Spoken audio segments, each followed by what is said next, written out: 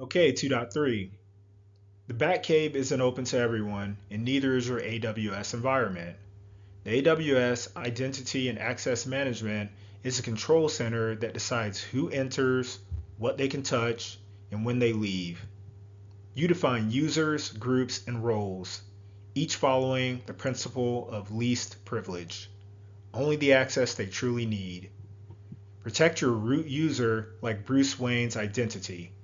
Enable multi-factor authentication and use it only for rare, critical actions. With Identity and Access Management Identity Center, you unify logins across teams and accounts. One signal of trust, one source of truth. Access in the cloud is power, and power must always be controlled.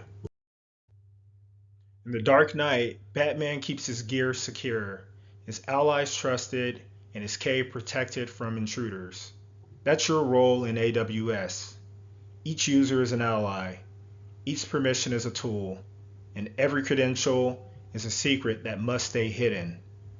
Use Secrets Manager or Systems Manager Perimeter Store to guard your keys. Review policies like you'd patrol Gotham, often and with a purpose. Security isn't about paranoia, it's about precision. And when you control who enters your digital bat cave, the city, your cloud stays safe.